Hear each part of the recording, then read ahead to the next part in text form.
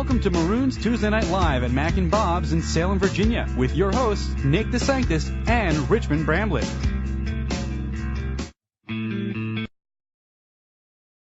Welcome to Maroons Tuesday Night Live here on Tuesday, October 16th. I'm Richmond Bramblett here with Brent Pelletier. Our guest for tonight, golf alumnus Sam Taylor, cross-country alumnus Bill Warner, golf coach Rob Landis, assistant baseball coach Nick Jones, assistant men's soccer coach Declan Cole, field hockey alumnus Shauna Poole, director of student activities Mark Peterson, and strength and conditioning coach Dave Sampson with his workhorses of the week.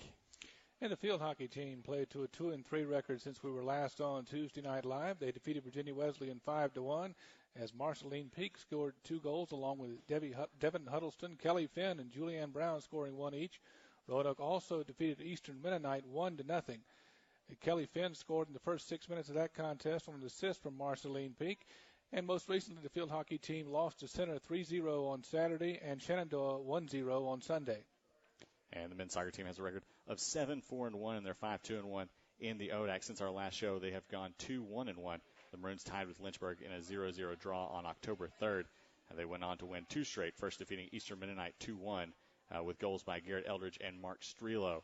Then on October 10th, they defeated Shenandoah 3-1 with goals by Eldridge, Brian White, and Grant McAvan.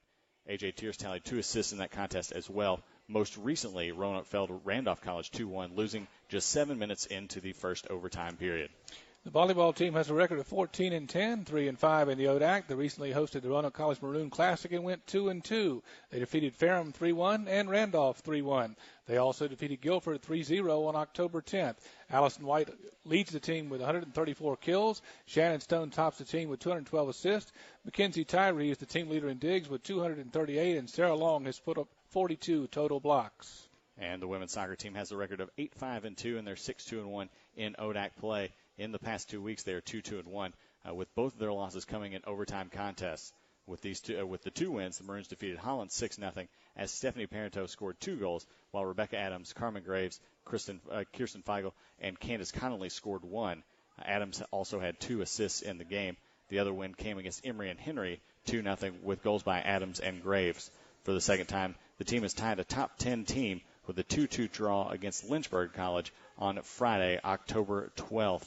We'll be back in just one moment as Brett gets ready to interview golf alumnus Sam Taylor. Stay with us. Join the team and support Roanoke College student athletes. As a Maroon Club member, you can support the young men and women who represent the college on its athletic teams, in its intramurals, and on club sports. You'll get athletic and recreational team news straight from the coaches, be invited in club events, and receive an official Maroon Club decal. For more information, visit www.roanoke.edu/Maroon Club and become a member of the Maroon Club today. Hey Roanoke fans, come out to the C. Homer Bass Gymnasium on December 1st for Roanoke College Maroon Madness.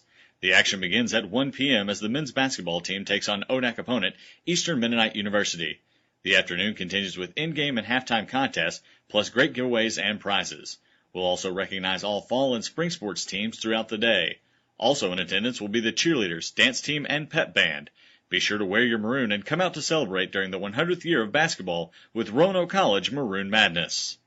Roanoke College would like to thank its corporate sponsors: ServiceMaster, MedExpress, All Sports, Mac and Bob's, Chick-fil-A, and the Roanoke College Bookstore.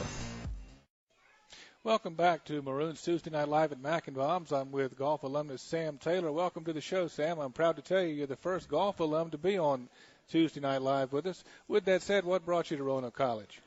Well, first of all, was to get a good education, and then also at the same time, I liked the group of people there and wanted to play golf with those guys. So those were the main reasons. You had a successful career at Roanoke College. In 1992, you won the Virginia Intercollegiate Invitational Championship and also finished runner-up in the ODAC Championships. Can you tell us what clicked for that team during that season? Well, I sure can. Actually, Bob Spillane, I have to give a shout-out to him. He won individually, and we came in second as a team. But we had a group of guys. We played together for 3 years, Bob Spillane, Frank Richardson, Glenn Prilliman, and myself. We knew each other well. We knew the courses that we were playing, and we were just comfortable and gelled very well together. And you and the guys reunited last year for your 20th reunion at Myrtle Beach, South Carolina. You also reconnected a few months later in your 20th class reunion. And can you tell us how special that was for you and your teammates? It was an awesome experience. We got 7 of us together that played, and Tom Turner, our coach, to get 8 guys together with the way life is today was absolutely wonderful. Came back for the 20th reunion and solidified it with our friends on the men's and women's lacrosse team, the 92 team that got inducted into the Hall of Fame, which is wonderful. And as you said, you played for Coach Tom Turner when you were here at Roanoke College, and Coach Turner is now the Director of Campus Safety here on campus. Can you tell us what it was like to play for the coach and share with us some of those thoughts? Tommy Lee was what we called him. We were a little afraid of him. There's going to be like Tommy Lee Jones with the glasses and everything like that, but he's a wonderful man, and I feel fortunate to call him my friend, and he helped bring us together as a team. And any funny stories on Coach Turner? That's pretty much about it. Is what we were a little scared of him at first because his tough demeanor, but he's really just a genuine great guy. And what experiences do you take back from Roanoke College as you look back and reflect on your time here? Well, the relationships, the friendships that you make are absolutely incredible.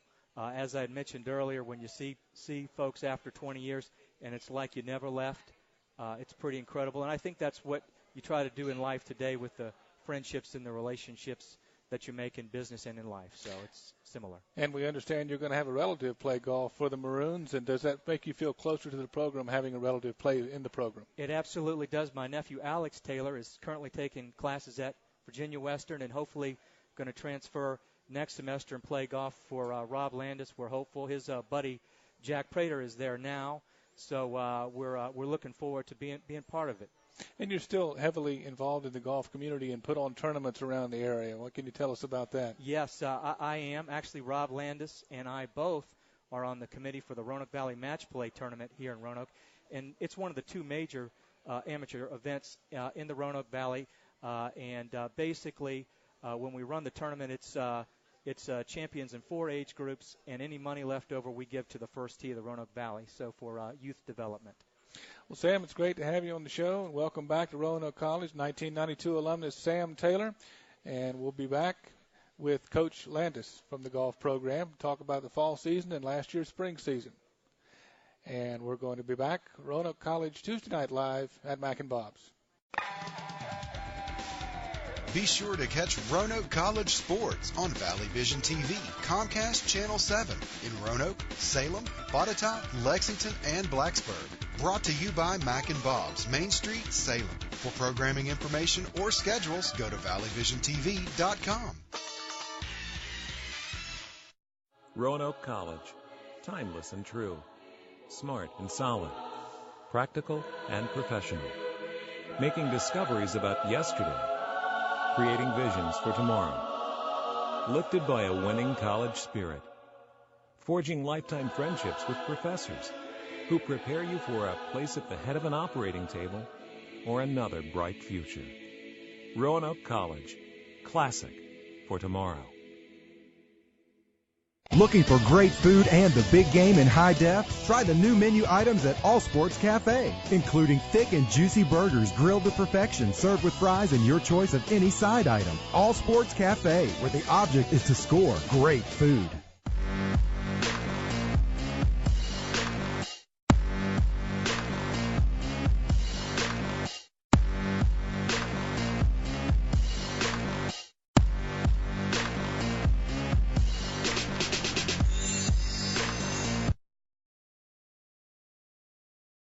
Tuesday Night Live here at Mac and Bob's, and now I'm with Coach Rob Landis of the golf team, and welcome to the show, Coach. The golf team had a great spring season in 2012, finishing second in the ODAC tournament, including Brandon Catron being a medalist in the tournament. Talk a little bit about last spring as a whole. Last spring was a season where I had 5 seniors, actually 4 graduating, and it was a strong season for me. Everybody all of a sudden fit as a solid team and really played together as a team. Everybody stepped it up, and when we hit the ODAC, it was like we're here to win it. Right. Adam Scaff was named Farm Bureau Insurance Scholar Athlete, and Brandon Ketron was the Ted Keller Sportsmanship winner and Doc Jobson Award recipient. How important is it to you as a coach to get players that are great athletes on the course and great citizens off of it? I really do look for true leaders when I'm in the recruiting process. People that volunteer and are active in their community also, because it also feeds into the college where they're leaders on the team and also good in the classroom. Golf season is split into 2 seasons, fall and spring. Now you're coming to the end of the fall season. What do you think your team can carry into the spring season? This year I have a real young team, a lot of freshmen and sophomores. I got one junior, one senior. And we dealt a little bit with nerves this past fall season, but I can see each event where the players are starting to click. The scores are starting to come down, and I really look forward to this spring. And you have 4 tournaments under your belt this fall. Who are some of the standout players? Is there anyone else you can look at possibly to break out during the spring? I actually got a senior that played baseball, and he left the baseball team and came on my golf team. Robbie Scott, he has taken leadership on this team, and I see him coming in this spring really stepping it up. And then I got some good junior and sophomores that are going to really step it up for me this year. And you're looking for the O'Brien Jensen tournament coming up. And who are you looking forward to look forward in that tournament from your team, and who are some of the tougher opponents that are going to be there? This is the toughest event that we have in the fall. This event will have all the top teams in the nation. We got Methodist, it's number 1 in the nation. We'll have Guilford, Christopher Newport, Averett. It is a very competitive event, and it actually shows my players what caliber of golf we need to play in order to get to the NCAA. And thank you very much, Coach Landis. Everybody get out and support the golf team as the fall season is ending up, and then again in the spring, the second half of their season. We appreciate your time tonight on Tuesday Night Live. Coming up, an interview with assistant baseball coach Nick Jones. This is Tuesday Night Live, Maroons Tuesday Night Live at Mac and Bob's.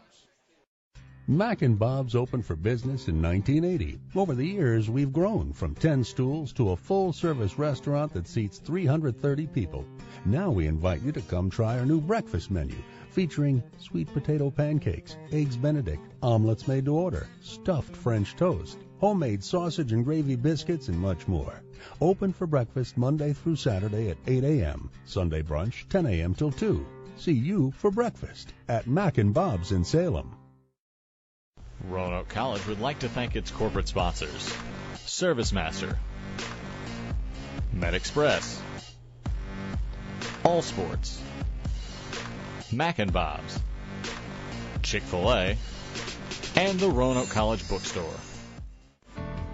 If you would like to sponsor this program or advertise on Valley Vision TV, call us at 540-397-1051 or email to sales@valleyvisiontv.com. Remember, you're watching the Valley's only true local network, Valley Vision TV, Comcast Channel 7.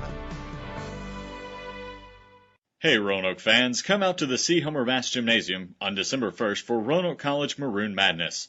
The action begins at 1 p.m. as the men's basketball team takes on ODAC opponent Eastern Mennonite University. The afternoon continues with in-game and halftime contests, plus great giveaways and prizes. We'll also recognize all fall and spring sports teams throughout the day. Also in attendance will be the cheerleaders, dance team, and pep band. Be sure to wear your maroon and come out to celebrate during the 100th year of basketball with Roanoke College Maroon Madness. Welcome back to Maroons Tuesday Night Live here at Mac and Bob's, and we now have assistant baseball coach Nick Jones. And Nick, it's got to be great for you to come back. Welcome to the show, first of all. It's got to be great for you to come back and teach young men the game of baseball. Tell us a little bit about what that feels like. Absolutely. I mean, it's a great opportunity. I'm super excited, to be here at Roanoke College. This will be my 3rd year. Getting back on the field with Coach McGuire, grew up with him, and just looking forward to it. A lot of big things going on. It's an exciting time for the baseball program. And you were a teammate in high school of head coach Matt I can talk to Matt McGuire. And tell us a little bit about how your teams finished when you were with the Terriers. Well, I'll tell you what, I grew up with Coach McGuire, from 5-6 years old all the way through high school. We were teammates growing up. We were teammates in high school. We played middle infield together. And then we went on playing against each other in college in the same conference. we had great high school program. We won the district championship every year. We had the opportunity to win a state championship regional appearance, and just growing up with Coach McGuire, he pushed me to be a better player, each and every year. And you had a collegiate experience at VCU, and you were part of the conference championship and NCAA tournaments. Tell us a little bit about your collegiate career at Virginia Commonwealth. Well, I went there from 2000 to 2003. Great experience, surrounded by good ball players all the way around. Our non-conference schedule was off the charts, with Georgia Tech and the South Carolinas and Auburns. Just really made us compete a lot better at a higher level. Guys like Justin Verlander was in the conference, so it was really just strong all the way around. At the same time, Coach McGuire, we went from being teammates growing up, together to being opponents in the same conference. So we went from, playing together with each other to, going head-to-head, matching up. But it was definitely a great experience. And you had the great fortune of being drafted by the Chicago Cubs and were played several years in the minor leagues before hanging it up. Tell us a little bit first about the feeling of being drafted and then about your minor league career and what that felt like as you're one of the few people that got paid to play baseball. I've always talked about people that make the field. That's quite an accomplishment. I mean, you made the field as a professional player. So, well, I mean, it was surreal. I think, every little guy growing up playing ball wants to be a professional baseball player. So, once I had that opportunity, it was surreal. It was awesome. It was exciting. It probably really didn't kick in until I hit that plane leaving out of Roanoke going to Arizona. Then I said, okay, this is for real.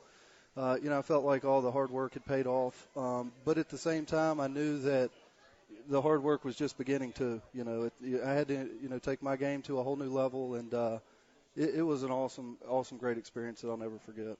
And you helped the team the past 2 years, and you've also recruited 30 athletes, and you have 30 commitments all over, and the fall semester is not even over yet. So what are you looking forward to this spring for the baseball team? Well, I'll tell you what, we've got a great group of guys that have really bought into the program. Having Coach McGuire come in, it has been great as well. From day one, he set the tone of the new program, the new values of the program. So we're expecting big things this year.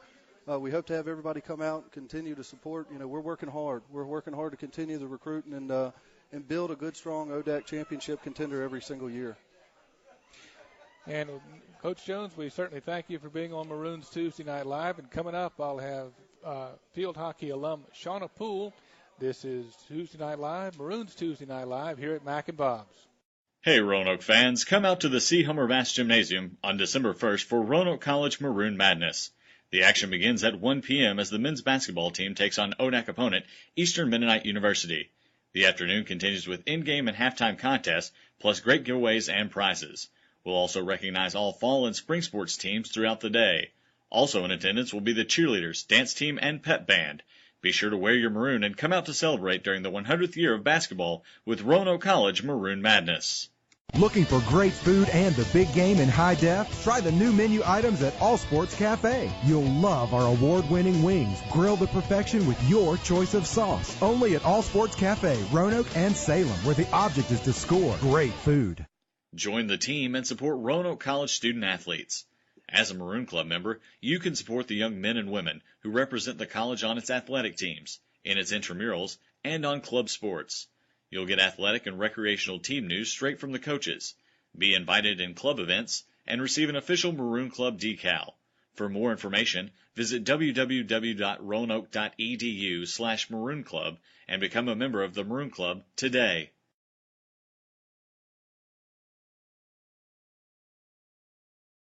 Night Live here at Mac and Bob's, and we're pleased to welcome the first field hockey alum to appear on the show. This is field hockey alum Shauna Poole, class of 2010. And Shauna, tell us what you're doing now. I work for State Farm Insurance. I'm a fire field claim representative, so I am an individual who goes out, inspects fire losses, water losses, anything that would happen for a large homeowner's policy claim. And I'll go out there and write the estimate, a handhold, and just help them through the entire process. So I've been working with State Farm since I graduated, and that is what brought me here. That's what I'm doing today. And you went to high school in Charlottesville. Yes. And how did you hear about Roanoke College? So I went to high school in Charlottesville, Virginia, and I was playing for the Virginia Commonwealth Games for field hockey. And I ended up going to a recruitment event where I was playing at Washington and Lee, and that was my first recruitment letter. The coach at the time was at the college, and she ended up sending me a letter, and that's how I first heard about Roanoke. And then I ended up coming here and visiting and falling in love with the campus, and I knew this is a place I had to end up coming. Field hockey is not a prevalent sport at the high school level in the state of Virginia. How did you first start playing the sport, and do you have any family members that play field hockey? So I actually don't have any family members. I started playing in the 5th grade, and I played it was an introduction course to it, and it was moms and a friend. And so 5th grade, you're really just learning the basics. But then luckily our middle school sponsored it, and then I ended up playing in high school as well. So I ended up playing from 5th grade on through middle school and high school, and then I ended up getting recruited for Roanoke. And in addition to playing field hockey, you were also a student worker in the public relations department and a member of the Phi Mu sorority. Trying to balance the class schedule and sorority responsibilities and be on the field hockey team, that's quite a busy schedule. Can you tell us? It was very busy, but I knew that one of my biggest assets with coming to Roanoke was that it's a small school, but it's going to nurture everything that you want to do. So I knew I wanted to be a big fish in a small pond and ended up coming up here. So I initially started with playing field hockey and then wanted an on-campus job, which that was very helpful. My boss was very lenient with my time and my scheduling, especially during season. So I was able to work in between classes and then the sport schedule and able to get into that. And then I ended up pledging in my spring of my freshman year. And so it was off season. I was able to do a lot of that, but I ended up becoming president of my sorority and was able to actually balance all of it. It was a challenge. I definitely had a planner organizing everything, but I made sure that with work and everything, with working on an on-campus job, they were very helpful with making sure I could do everything I needed to. And how does juggling that schedule in college help you with your professional duties now? It helped me so much. The job I do now, it's a lot of maintaining my own schedule and actually organizing my day-to-day job. So I ended up having to really organize my time and making sure that I couldn't overcommit to too many things. I want to make sure that when I'm doing a job, I'm doing it to the max ability that I can. It just helped me really prepare for this after college time when I didn't have classes and things organized for me, but I had to make sure that I was ready and committed to go through with everything. And you were a 4-year letter winner. Yes, sir. You were an academic All-America. You were all ODAC selection. What does your time at Roanoke College and your time on the field hockey team give you now? I couldn't have made the better choice at coming to Roanoke. I honestly tell everybody when I go to any event, I say that Roanoke College was the dream school. I could do everything, but it also was just amazing. I met my 3 best friends playing field hockey. The whole athletic atmosphere, it's just an entire support system that you can't find anywhere else. You spend time with all these other athletes from different sports during practices and breaks and everything. So there was so many things that I can take from it as just an individual, and it was the best decision I could have made. And Bill Warner, a cross-country alum, is next with Richmond Bramlett. Shauna, we thank you for being on the show. It's great to have a field hockey alum on the show. And Richmond Bramlett's going to be right back. This is Tuesday Night Live at Mac and Bob's. Mac and Bob's opened for business in 1980. Over the years, we've grown from 10 stools to a full-service restaurant that seats 330 people. Now we invite you to come try our new breakfast menu, featuring sweet potato pancakes, eggs Benedict, omelets made to order, stuffed French toast, homemade sausage and gravy biscuits, and much more. Open for breakfast Monday through Saturday at 8 a.m., Sunday brunch 10 a.m. till 2. See you for breakfast at Mac and Bob's in Salem. For information or schedules on Valley Vision TV programs, visit us on the internet at valleyvisiontv.com. Remember, you're watching the Valley's only true local network, Valley Vision TV, Comcast Channel 7. Be sure to catch Roanoke College sports on Valley Vision TV, Comcast Channel 7 in Roanoke, Salem, Botetourt, Lexington, and Blacksburg. Brought to you by Mac and Bob's, Main Street, Salem. For programming information or schedules, go to valleyvisiontv.com. Roanoke College. Timeless and true. Smart and solid. Practical and professional. Making discoveries about yesterday. Creating visions for tomorrow. Lifted by a winning college spirit. Forging lifetime friendships with professors. who prepare you for a place at the head of an operating table or another bright future. Roanoke College, classic for tomorrow. And we're back here at Mac and Bob's for Tuesday Night Live with 1976 men's cross country alumnus Bill Warner. First of all, welcome to the show. Thank you. We always love having our alumni on, and I'm sure, as Brett has told some of the alumni before, that we always enjoy having the alumni on and hope that many will continue to come back on the show. Could you tell us a little bit about your high school career and how you first heard about Roanoke College? Actually, I went to a small high school in Narrows, Virginia, and actually had never heard of Roanoke College. Really? I had went to visit several larger schools, Virginia Tech, UVA, some of those, and I was overwhelmed by their size. And their town doctor took it upon himself to call Roanoke, bring me down here, and introduced me to Roanoke College. I liked the coach, Larry Arrington at that time, and decided to go here. Now, back in the mid-'70s, you were known as the Roanoke Rocket, as one of the fastest Harriers in the state at that time. You still hold a couple records and even still stay in touch with some of your teammates who really sing your praises. Could you tell us some of your best moments while running as a Maroon in college? Well, probably my proudest moment, I made All-American in 1974 in the 6-mile run. That same year, I set the state record in the 6-mile run. And, I enjoyed all the running. And the people, we had a great team, some really super guys that we still stay in touch. Now, this fall at the Maroon Invitational, you actually competed with the RC alumni group in the meet and did incredibly well for being nearly 60 years old. According to the Maroon Club director, Brad Moore, you still compete in races all over the country and beyond. When did you get back into competitive running? I took a 33-year sabbatical from running. Started running again when I was 54. And really the rest I picked up not where I left off, but sure. Doing fairly well. Just last weekend I competed in the Chicago Marathon. Really? Where I got fourth in my age group. Wow. Out of 1,010 guys, 882nd out of about 38,000. Wow. Well, congratulations first of all on that. Is it from taking that long of a hiatus? Is it that hard to really pick back up, or are there things that you kind of have to relearn?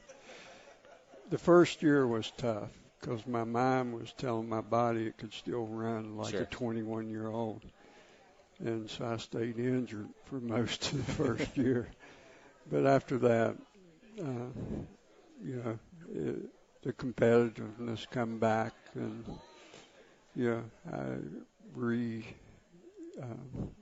don't know, I just started enjoying the running again. Sure. Now, correct me if I'm wrong, but you're about to enter a new division of competitive running in a new age group. Is there still a large number of competitive runners you see at your age? And obviously you did at the Chicago Marathon. And are you looking forward to that challenge? Oh, absolutely. Most people don't look forward to 60. I do, because I'll be at the bottom of my age group, which is 60 to 64. And I feel like I'm competitive enough that I can place in the top 2 or 3. Sure. In most of the major races like Boston or Marathon, some of the U.S. track and field championships. So I intend to see what comes about. Well, good. Now, you live in West Virginia, and you're really not too far away from here in Salem. Do you still have the opportunity to come back and really be around the program? Once or twice a year I do. I come back, and with Ben, the current coach, we talk every caught 2 or 3 months. And I ran into him occasionally at races. Sure. Now, Finn has done a great job with the cross-country team since he's been here in his 20-plus years. As a University of Virginia alum from 1977, did you ever compete against Finn? And who would win in a race today? I should let him answer it, but I'd probably kick his butt. And he's shaking a head in agreement. So, well, again, Bill, it's been a pleasure having you on the show, and thank you for joining us. Enjoyed it. Thank you. The Roanoke Rocket, everybody. We'll be back in just one moment with Director of Student Activities, Mark Peterson. Stay with us. If you would like to sponsor this program or advertise on Valley Vision TV, call us at 540-397-1051 or email to sales@valleyvisiontv.com. Remember, you're watching the Valley's only true local network, Valley Vision TV, Comcast Channel 7. Roanoke College would like to thank its corporate sponsors: ServiceMaster, MedExpress, All Sports, Mac and Bob's, Chick-fil-A, and the Roanoke College Bookstore. Hey Roanoke fans, come out to the C. Hummer Bass Gymnasium on December 1st for Roanoke College Maroon Madness. The action begins at 1 p.m. as the men's basketball team takes on ODAC opponent Eastern Mennonite University. The afternoon continues with in-game and halftime contests, plus great giveaways and prizes. We'll also recognize all fall and spring sports teams throughout the day. Also in attendance will be the cheerleaders, dance team, and pep band. Be sure to wear your maroon and come out to celebrate during the 100th year of basketball with Roanoke College Maroon Madness. And we're back with Director of Student Activities, Mark Peterson. Mark, welcome to the show. Hey, thank you. I'm glad to be here. We always enjoy having people from who work inside Roanoke College that are a friend of athletics here to join us. And again, we were just talking about it off air. This is your first time on the show. Yeah, it's well, you guys have been busy. Very busy. So I'll be your fall break filler for the evening. Now, you've been here for over 30 years working in student activities. Could you tell us a little bit about your journey before you came here to Salem? Sure. I did both my undergraduate and graduate work at Western Illinois University out in the cornfields of Illinois, down the road from Burl Ives Corn Farm and all that. But I did, like I said, my graduate work there, went to Monmouth College, not Monmouth, New Jersey, but Monmouth, Illinois. At that time, about 640 students. Wow. As director of career placement. And from there, went to Elmhurst College in the west suburbs of Chicago, ran a residence hall, ran the intramural program, ran their outdoor adventures, ran and just about everything, and ended up getting in student activities through vacancies in the division, then migrated here to the Blue Ridge. So a man of many hats on your way here. Well, it was good professional development. Sure. It was, like I said, did just about everything before I even landed here. So. Now, you've done some remarkable projects here at Roanoke College, which includes the ever-popular bingo, FOTQ, and concerts, just to name a few. Could you tell us what it was like in the early 80s when you first stepped on campus? Very, very different. Number one, we were 1,100 students back then. So, I mean, between then and my 30 years, we've grown over 50%, which is incredible. But there was no activities program. The fraternities and sororities did all the activities. There were 3 fraternities, 3 sororities. They each ran, we'll call it their weeks. Like Sigma Chi ran its Derby week, and Pi Lambda Phi ran its Florida Fly week, and things like that. But there was no scheduled activities program, and that's what I was hired to do, was to come in and create what was then called Program Board. Now is called Campus Activities Board, or CAB. Okay, sure. So not much going on weekends.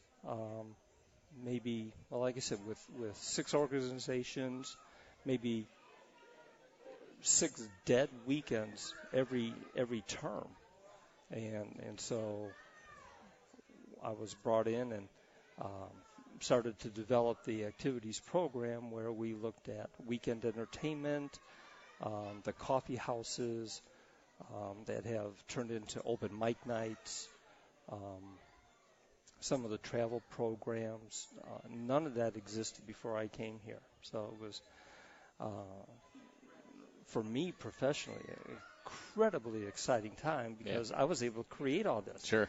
And I worked for a vice president, Mac Johnson, who had been here and literally gave me free reign. So, I mean, just tremendous stuff. All right, so how's turning on that now, looking at today, how's the campus atmosphere really changed to today, and what really kind of goes on campus around here?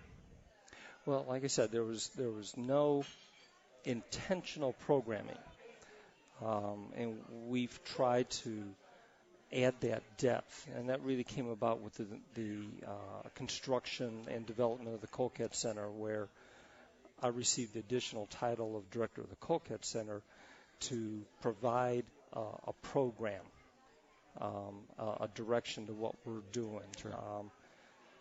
So we, I'm thinking we're much more intentional with what we're doing, making sure that we're catching up. We talk about weeknights. We're doing the recreational. That's when we do intramurals now. Right. We used to do intramurals on Sunday afternoons, and had not really good success. Oh, yeah. And so we did the assessment and restructured the entire program when I got it 4.5 years ago. So we look at recreation, we look at spiritual, we look at cultural, we look at the typical school intellectual educational type of programming, and then we focus the entertainment on the weekends, and we've got something going on every Friday night and every Saturday night, and there's not many schools our size that have an activities program as fleshed out as ours is. So I think that's the biggest change. We just kind of did things when I got here, and now we're doing things with a purpose. Even when you look at it and you go, you're doing bingo with a purpose. Well, when we involve a quarter of the students on campus, that's a successful evening of activities. Now, would you say that maybe probably bingo is one of the biggest events that we have here on campus? Yeah, outside of the ongoing, the occasional concert, sure. We've had some big names like OAR and Blues Traveler and Kanye West and folks like that. Those will draw some more students, obviously. I mean, when you're dealing with popular culture. Bingo at Roanoke College has just been a phenomenon. Like I said, we average over 400 people every time we do it, 4 times a year. Yeah. And that's fun. Which I haven't actually made it out, but it does look we're like we're going to have to get you up and have you call. I will call if needed. Now, over the past few years, you've been involved with the athletic department and Brad Moore in helping promote and enhance the game atmosphere. Could you tell us a little bit about some of the initiatives that have been implemented over the past few years to increase school spirit? Wow. Yeah.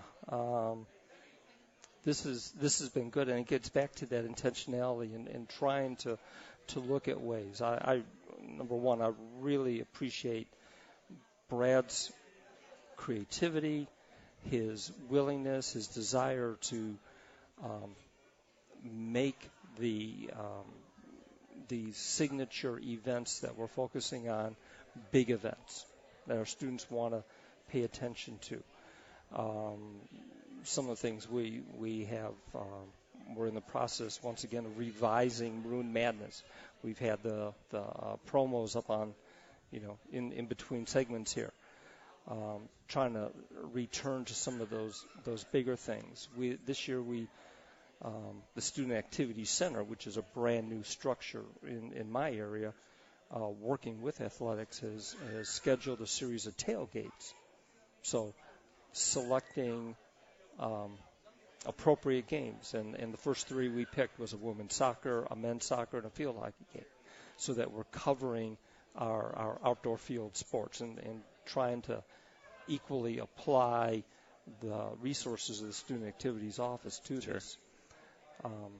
Maroon Madness is one where we've kicked around and over the years have had some success with our Winterfest, which was a basketball homecoming model. Once again, as we're just looking at what we're doing and how we're doing it, that's up for grabs right now. We've got to figure out a model that's going to work and attract a large number of students. Now, lastly, looking back on your career here at Roanoke College, what are some of the main aspects of your job that you really found most gratifying? Boy, I'll tell you, every day I come to work's an adventure. I don't think there's a day that I haven't learned something.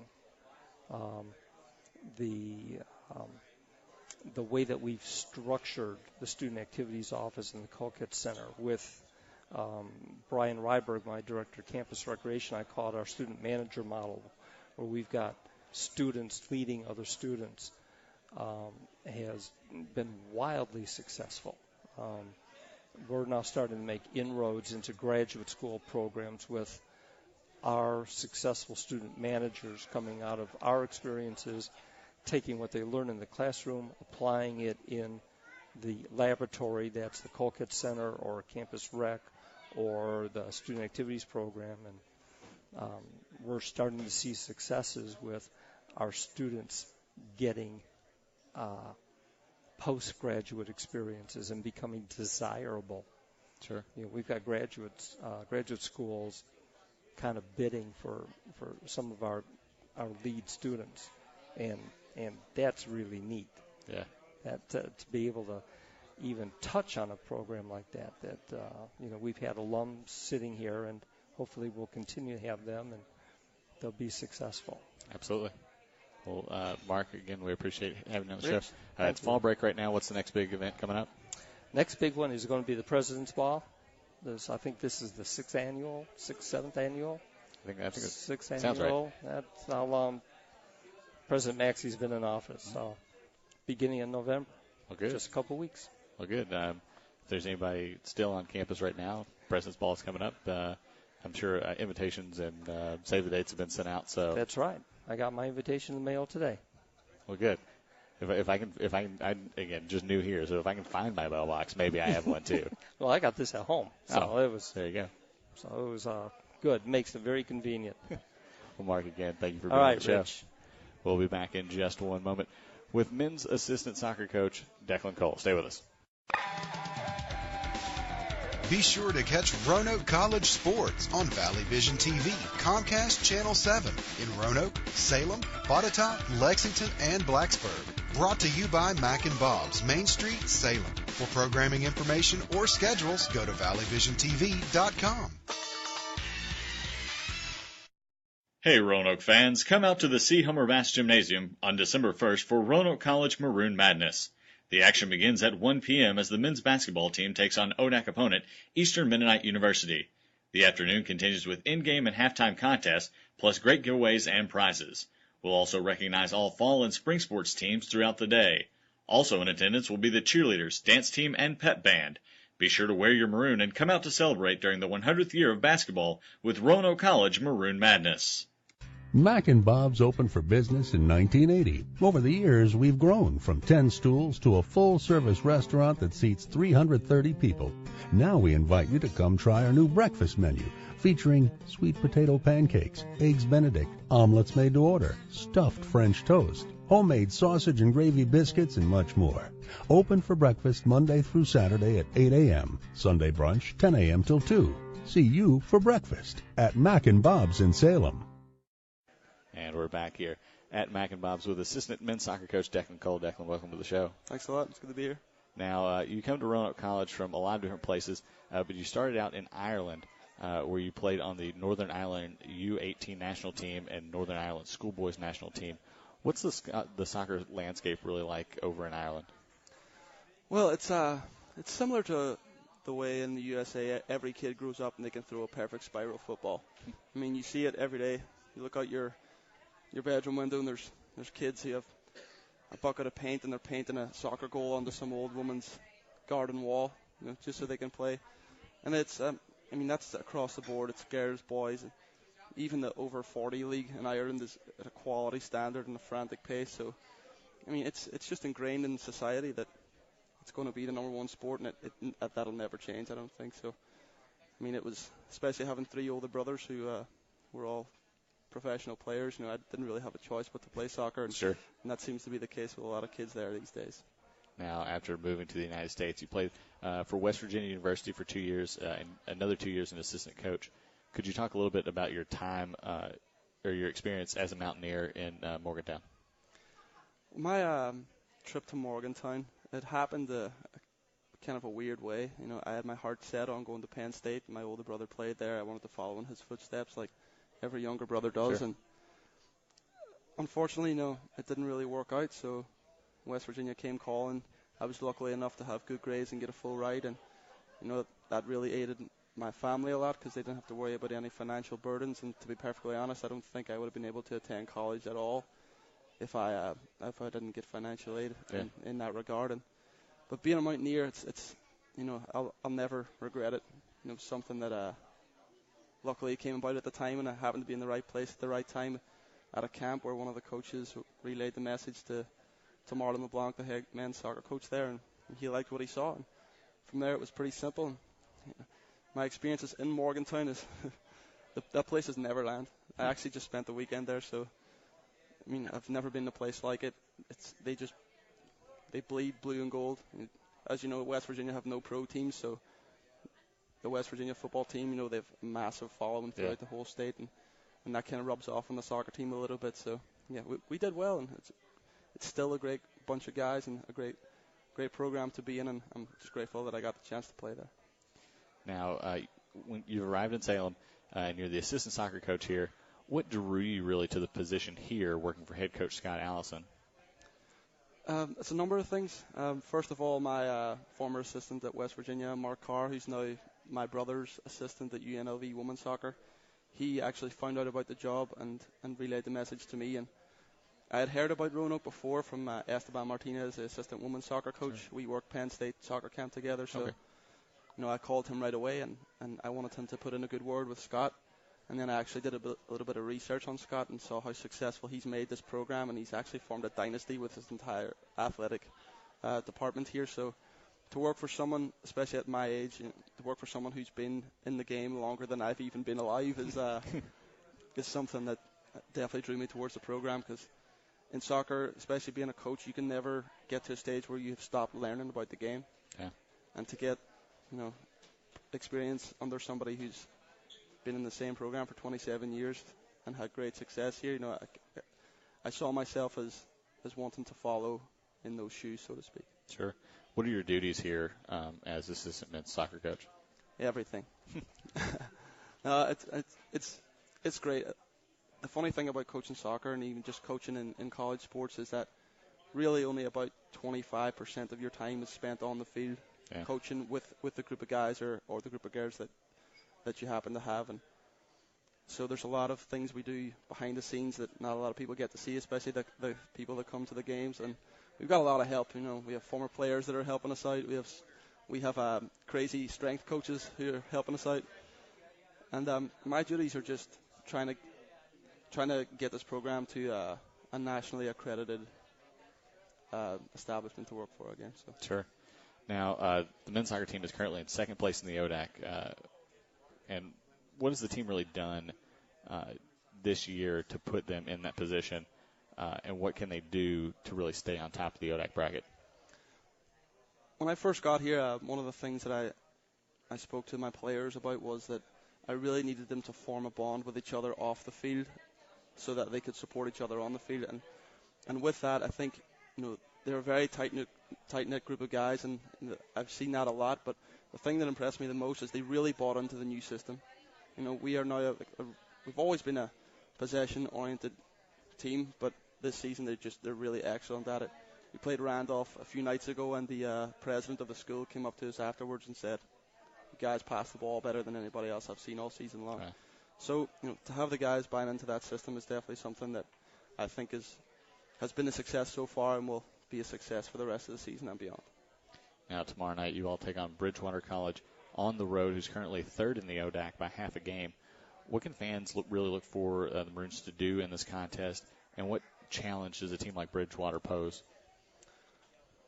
Bridgewater, this season they've done pretty well. They started off, like a house on fire. They just came right out of the blocks, ready to go, and they have a lot of pace up top. And I think our back four and our goalkeeper are probably going to be worked pretty hard tomorrow night, but they've been worked hard this season before already, so I think they'll probably do a good job. Now, with regards to us, it's more of the same. We probably will control the pace of the game. I have confidence in my players to be able to control the pace of the game, and when we do that, we create our own chances and we frustrate the other team. It's something we've done all season long, and if we do that tomorrow, I think, especially on a pitch the size of Bridgewater's, a little smaller, grass pitch is a little slower, it may suit us because we'll be able to slow the game down and speed it up as we see fit. So hopefully if we do that, we should get out there with a W. I was going to say, with a team, they're talking about the front being a little fast. It kind of, again, boxes them in, kind of slows the game down to your pace. Well, again, Declan, good luck tomorrow night. Thanks a lot. If you can go to Bridgewater's website, and they should have the game online for you to view. If not, at least they'll have live stats available. So keep up with that.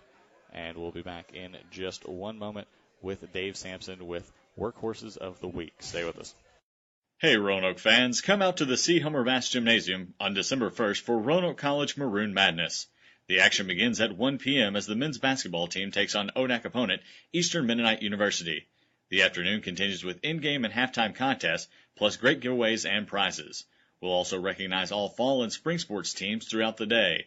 Also in attendance will be the cheerleaders, dance team, and pep band. Be sure to wear your maroon and come out to celebrate during the 100th year of basketball with Roanoke College Maroon Madness. Looking for great food and the big game in high def? Try the new menu items at All Sports Cafe. You'll love our award-winning wings, grilled to perfection with your choice of sauce. Only at All Sports Cafe, Roanoke and Salem, where the object is to score great food.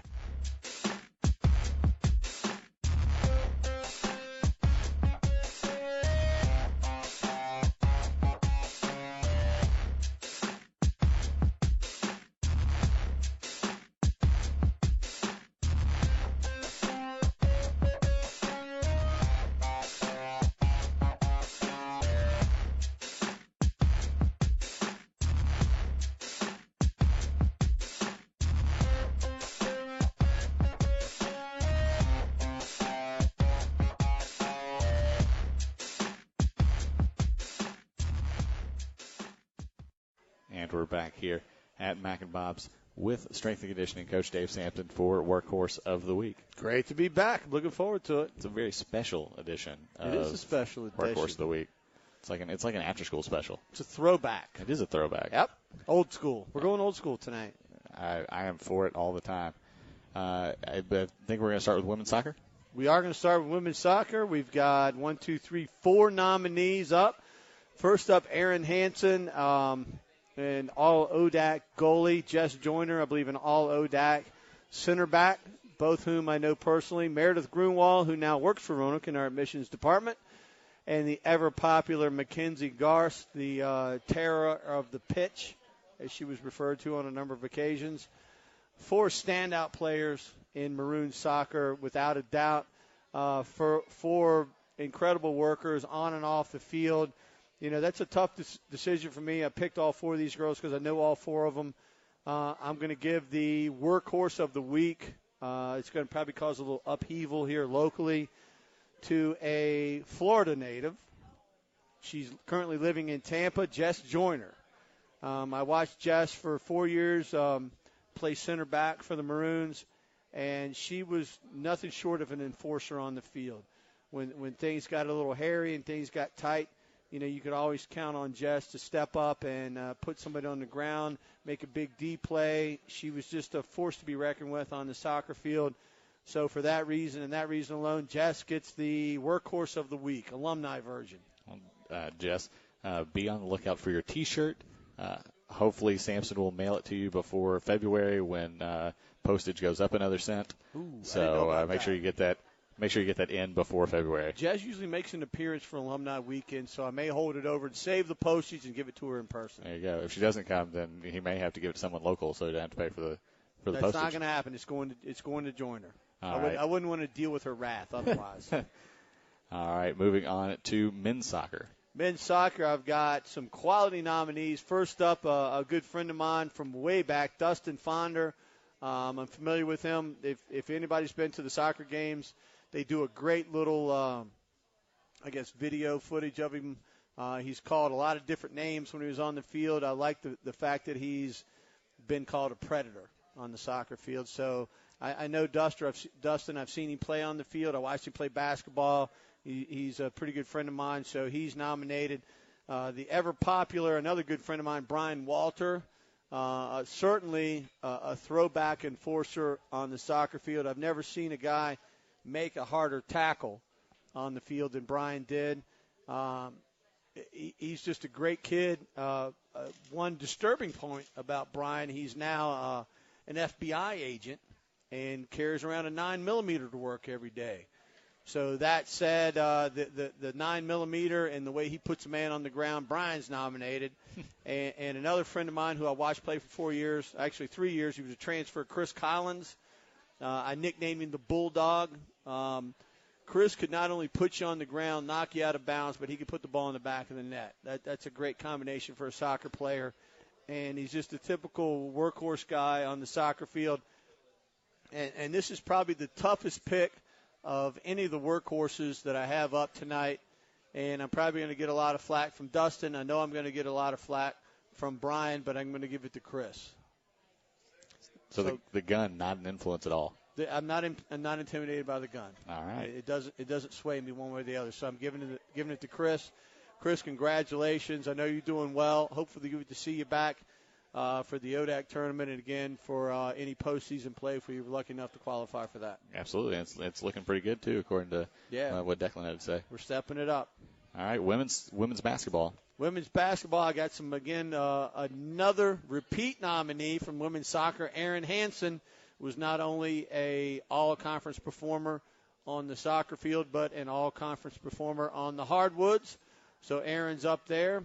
I'm going to skip down to Jordan Golson, who we all know from not too long ago was a 5-player on the court. She ran the court well, played great defense, good offense, and wasn't afraid to bang around in the paint.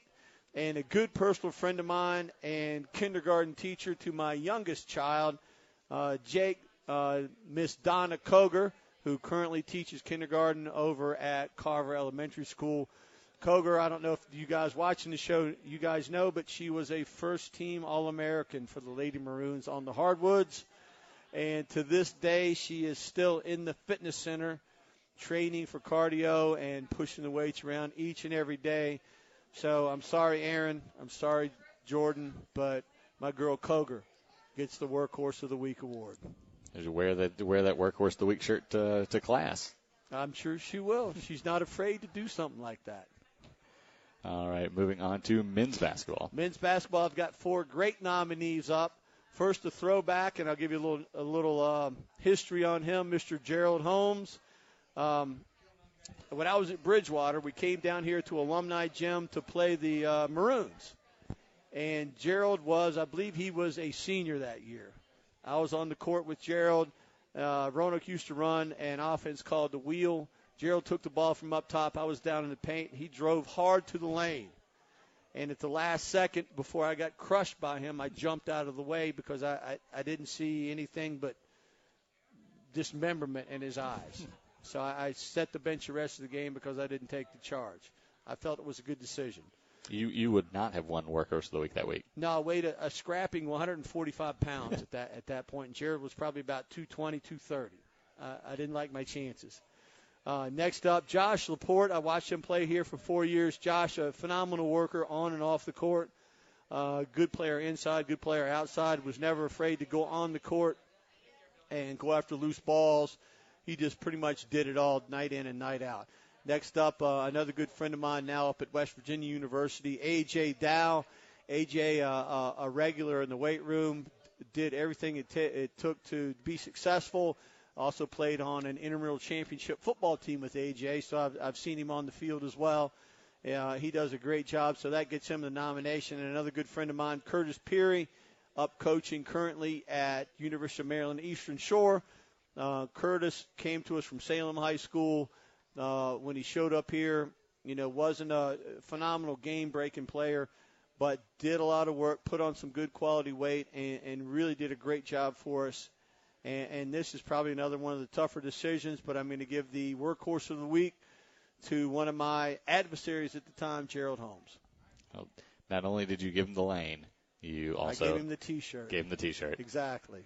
All right, now moving on to our next to last one, women's lacrosse. Women's lacrosse, a bunch of all these girls hold a very special place in my heart. First up, we'll talk about Chelsea Rankin, probably one of the smarter women's lacrosse players that I've known in my tenure here at Roanoke. She fought me tooth and nail with what she should do in the weight room. Her and I didn't always see eye to eye, but in the end, she turned out okay. Next up is a really good, close personal friend of mine, actually a family friend of mine, Bianca Cataprada. She's probably one of the more angry and meaner women's lacrosse players that I've ever known here. Wasn't afraid to go after a ground ball to score a goal or to push a girl out of bounds or just flat out put her on the ground. So that alone gets Bianca the nomination. Next up, one of our former All-ODAC performing goalies, Caitlin Scarlett, did a great job. Caitlin's up there because, number one, she was tough between the pipes, and she wore red contact lenses, which made her look a little scarish and freakish at best. So Caitlin's up there. And finally, a good friend of mine who now lives down in the Charlotte area, Rachel Hunter. No, not Jason Davenport, but thanks for that. Rachel Hunter, a defensive player for the Lady Maroons back in, I think she graduated in 07, 08. All these girls did a phenomenal job, ODAC champs as well as NCAA players. But, much to the dismay of Chelsea and Elida and Caitlin and Rachel, I'm giving the award to Bianca. She did a phenomenal job, and she totally played with the rage of a workhorse on the field. So that said, Bianca gets the T-shirt. All right, and lastly, our biggest selection of recipients, potential recipients. Nominees. Nominees, there you go. I think that's the word you're looking for. The men's lacrosse guys, just like all these sports, the list could go on and on. We've got such great alumni who've done such a phenomenal job and established such a storied tradition here at Roanoke. First up, a really good friend of mine who was back here this past alumni weekend. I hadn't seen him for probably since 06. Rich, they call him Quack Phi.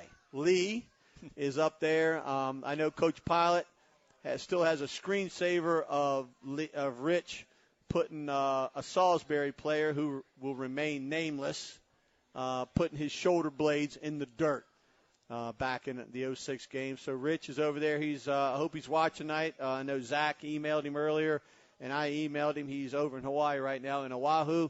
I hope he's watching. He's probably one of the biggest and toughest lacrosse guys that's played for us. Next up, a young man that I coached, with, and a guy who I consider a good friend of mine now, Zach Thomas. I think he's probably one of the more angry lacrosse players I've ever run across, maybe one of the more angry guys I've run across. Zach's the kind of guy that will stop at nothing to win a game, which is probably the reason why he is the single winningest player in Roanoke College men's lacrosse history. So that in itself gets Zach a nomination. Next up, another good friend of mine who I can share some stories with off the air, but not on the air. Pete Lawrence, head men's lacrosse coach at Hartford University. Pete played back. He graduated in 98. Defensive Player of the Year. The guy is a physical specimen, came to us as an attackman and left as an All-American defenseman. Pete would just soon shake your hand as he would punch you in the mouth. He's just a prototypical defenseman for Roanoke. And last but certainly not least, I was fortunate enough to see this guy this past weekend at a recruiting tournament where my oldest son was playing in, Connor, Justin Tuma. I know most of you guys are familiar with him. You know, Justin was a phenomenal All-American face-off midi for us, ground ball leader, and just did everything day in and day out. So those are my 4 nominees for the men's lacrosse. And I really hadn't picked a winner up until right now. You know, Rich has done a lot of great things there. Justin, you know, his resume speaks for itself. Pete's probably one of the toughest guys I know, and I know we had a guy up here earlier, Jason Davenport, who was a teammate of Pete Lawrence. He was a midfielder for All-American, academic All-American. He's an Australian. He's currently living in Australia with his wife and daughter, and he works for New Balance. Davenport, he's kind of a smaller guy, but I've seen Davenport. He just doesn't back down. He's kind of like Zach and the rest of the guys up there. So of these 5 guys, it's really tough for me to pick one workhorse over the other. But you know, I'm going to go with Zach. You know, because you know I saw him play for 4 years. I coached with him for a couple years. And I kind of know some behind-the-scenes work for him. And, you know, he's a heck of a coach for us now. And, you know, he gets the T-shirt. Reed was one. Reed wants to know how many has he won total? Zach? Yeah. That's 1. No, we didn't have it when he was playing. We were off the air, so this is his maiden T-shirt. It's the first. Yeah, so who knows how many could have been won over the course. Now, if we had this thing when Zach was playing on the field, I guarantee he probably wins every week, at the worst-case scenario, every other week. Samson, it's always a pleasure. I had a great time. I'm excited. I like the alumni. It's good to bring these guys back in here. And just so you guys know, the soccer, the basketball, and the lacrosse, gosh, the list could be endless. I mean, I could have had easily filled this thing up with 10, 15 names of our former alumni who have just done such a great job of creating storied traditions in all these sports. Who knows? We may just have to make a Samson spinoff. I can see it. Yeah. Let's make it happen. Samson, always Thanks, a pleasure. Richard. And we'll be back in just one moment as Brett and I close the show. Stay with us. Roanoke College would like to thank its corporate sponsors: ServiceMaster, MedExpress, All Sports, Mac and Bob's, Chick-fil-A, and the Roanoke College Bookstore.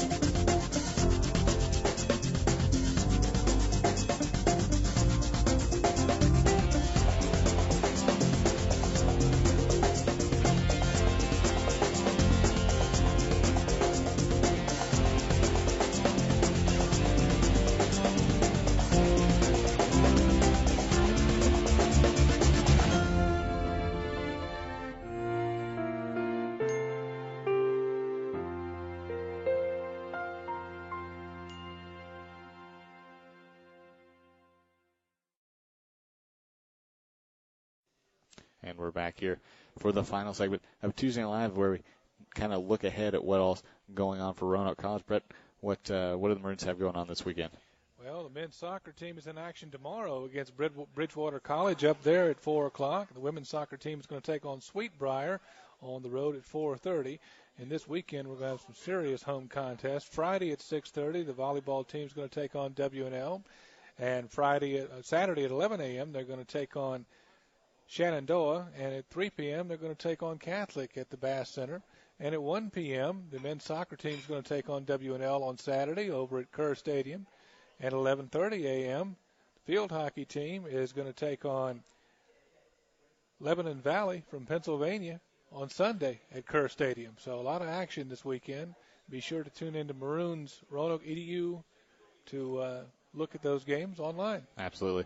And one thing we forgot to mention at the top of the show, volleyball played tonight against Eastern Mennonite University and won 3-0. More will be on maroons.roanoke.edu about that contest later this evening. That makes them 15-10. That's good stuff. That's they were, I think that more than doubles their wins from last year, and they keep rolling as they get ready for the ODAC tournament.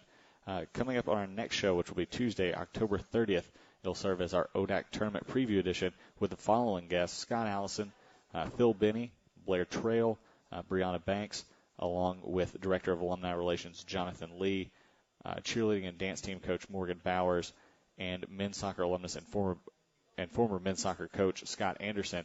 And, of course, we'll bring back Dave Sampson for Workhorse of the Week. It's, like you said, it's a big weekend coming up. And you realize the following Tuesday Night Live after that, November 13th, we're going to be sitting here. You're going to have to DVR the Duke and Kentucky game in Atlanta because that's going to be on at the same time. I didn't even think about that. Now we'll have it up on that screen right there. Well, and so if you see my eyes wandering, I apologize. We'll try and work that out through halftime schedules. So, but of course, yeah, exactly. Duke and Kentucky for two shows away. So, Brett, we will see you on Friday for volleyball, and for everybody else here at Roanoke College, Brad Moore and our technical director Reed Hall. I'm Richard Bramlett, and we'll see you on Tuesday, October 30th.